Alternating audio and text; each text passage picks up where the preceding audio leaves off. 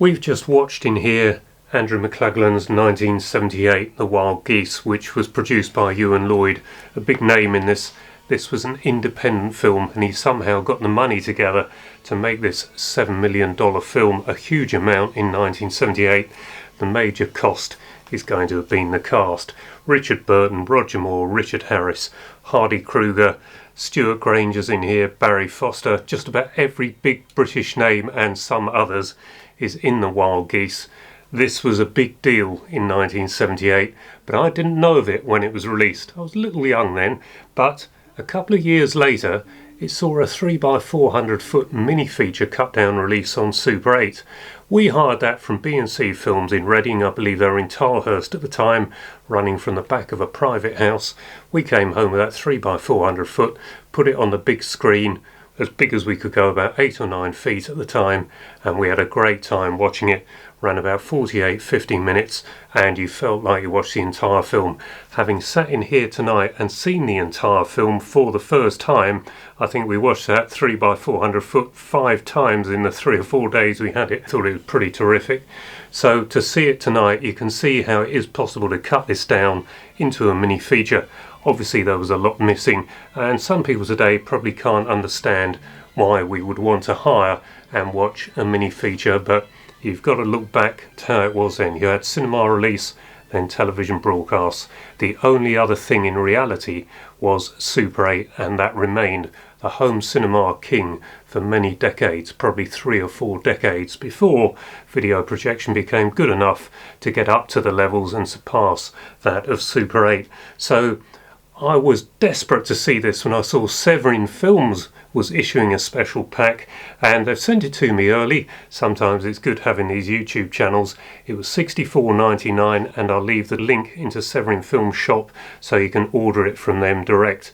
It's a special pack, and it's a bigger pack than usual. This doesn't actually fit on your Blu-ray and DVD shelves. It comes to about there, and then you're banging it on the shelves. So a big pack, and it does mean it's quite substantial, but let's go through this.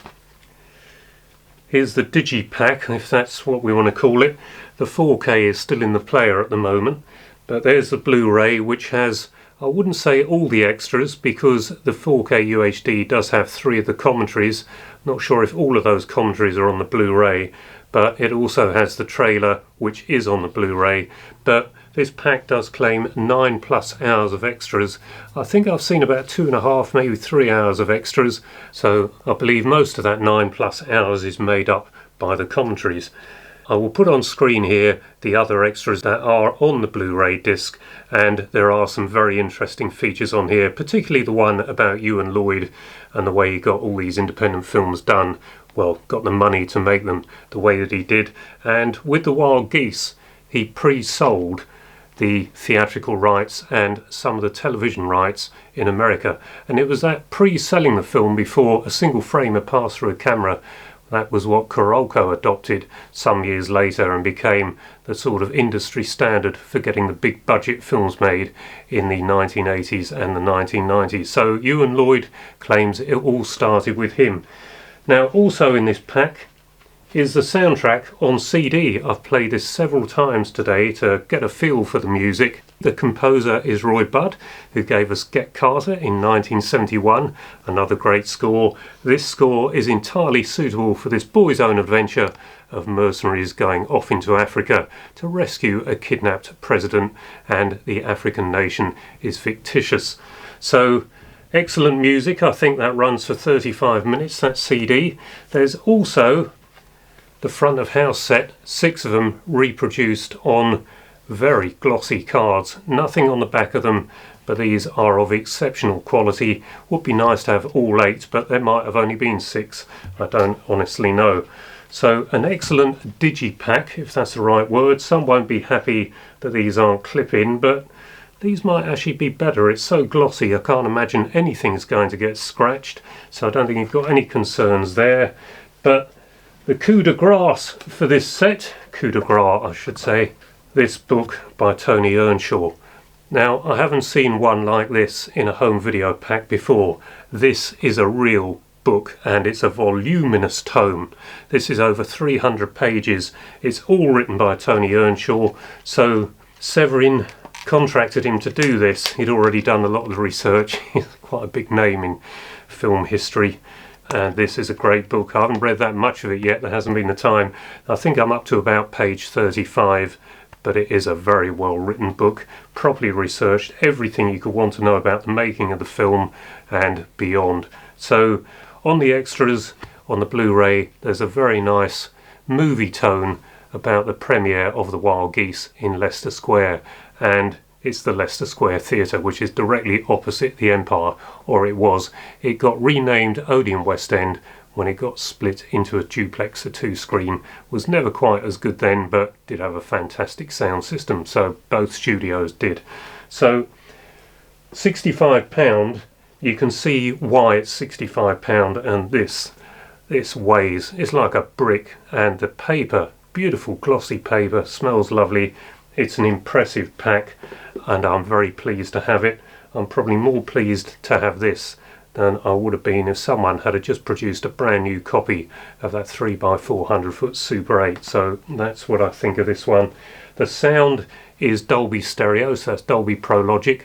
I was a bit confused though, because I didn't want to play it through the 800 series, which is hooked up through the 6-channel input of the amplifier, so I put it in our 400 series Panasonic player, and that goes in via an optical and therefore can decode into Dolby Pro Logic, but it's contained within the DTS 2.0 track, so a little confusing there, and I had to take a close look at the amplifier to see what exactly was going on.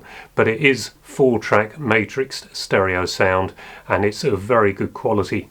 The image quality is 1.85 to 1.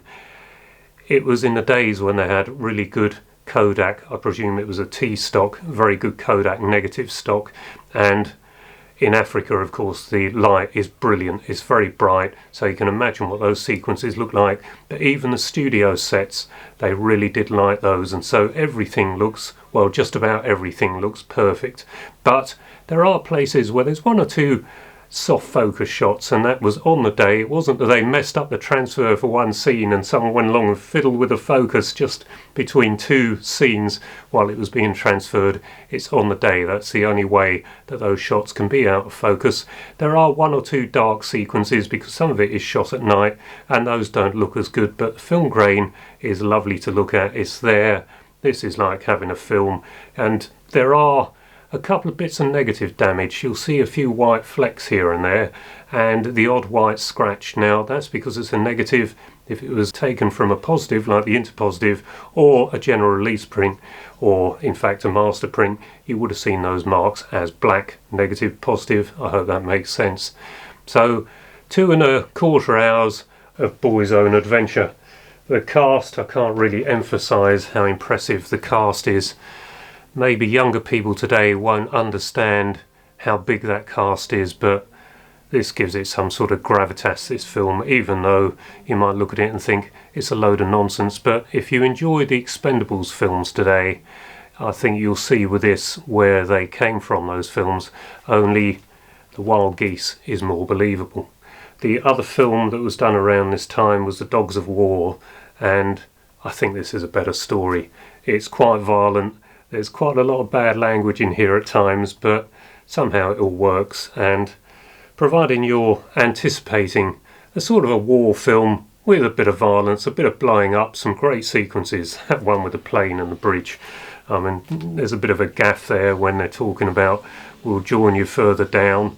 Well, the riverbed's dry, so why don't they just go down and, yeah, anyway, you can criticise it for things like that, but who cares when it's this much fun. So this volume from Severin, £64.99. I can't recommend it enough. It's worth it. I'm really pleased with it. So I hope some of you will buy it and enjoy it as much as I have, and sort of treasure this item for many years to come. What a great release from Severin. I hope you enjoyed this video. If you did, please give it a like, perhaps subscribe if you haven't already. And until the next one, bye bye for now.